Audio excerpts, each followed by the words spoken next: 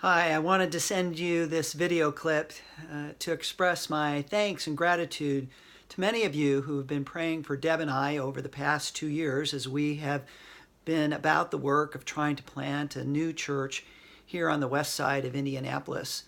As many of you know, we call the new work All Souls Anglican. And we're real excited about being here. As we shared with you in the very beginning, we felt very much called after a great deal of counsel and consideration, praying and reading of the scriptures, even with the advent of a dream that really, in my mind, helped confirm that we were to leave our comfortable home and community and church up in Flint, Michigan, and venture down here. Actually, it was a little over 2 years ago. In September is our anniversary of being here. Can hardly believe that we're already into October and the end of the year is almost upon us. I wanted to take this opportunity to just kind of update you about our work. We are still working with a core group. We call ourselves a launch team of about 5 families that are trying to establish a new Anglican church here on the west side of Indy. What we've come to understand is that the west side is really a growing area. We ended up, again, through God's providence, renting a condominium unit here in Brownsburg, which I recently learned is the second fastest growing community in all of Indiana. The first fastest growing is where some of our other members live on the launch team up in Whitestown, which is about 15 minutes north of where we are. If there's any place that someone could try to plant a new church, all the demographics point to right where God has placed us.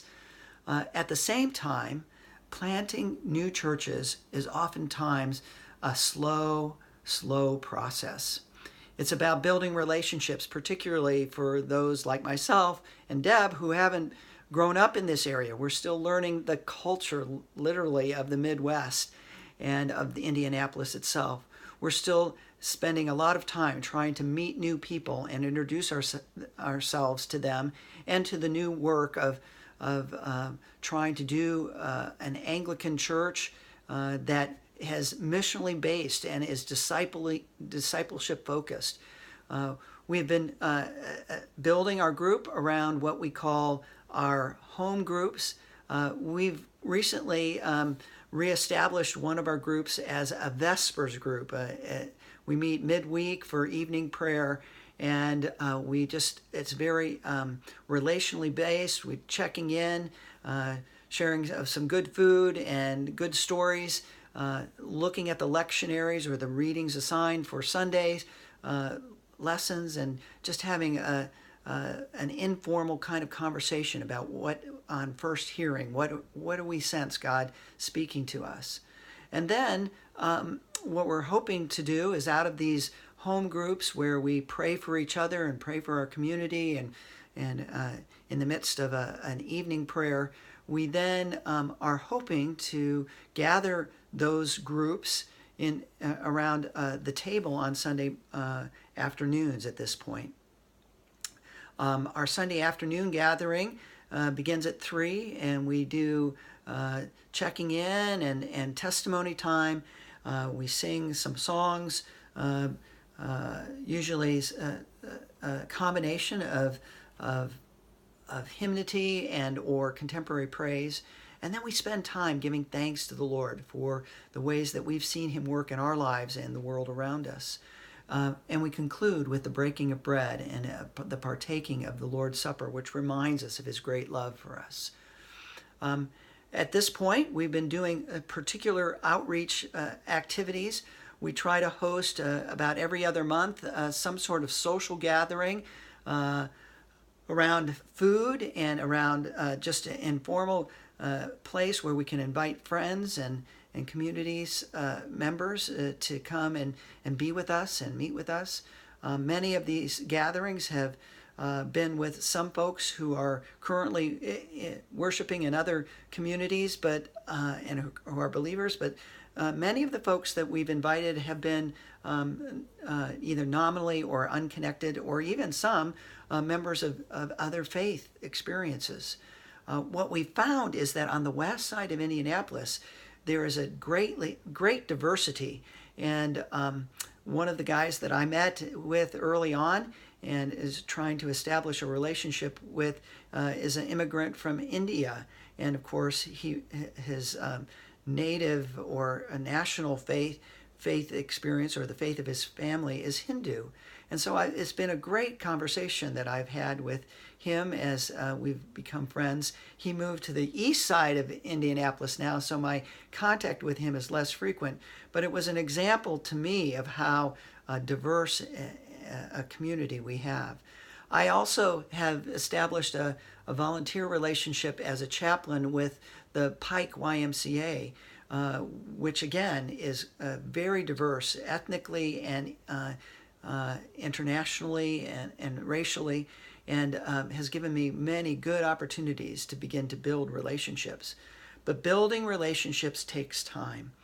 And I recently was at a Anglican church planters conference, and they were saying that nationally at this point in time with the Anglican Church in North America, it is taking approximately 5 to 7 years for new congregations to become self-sustaining. So many of you who have contributed to our work in these first 2 years, Deb and I say thank you. And we know that some of you have communicated with us that you're unable to continue that kind of support.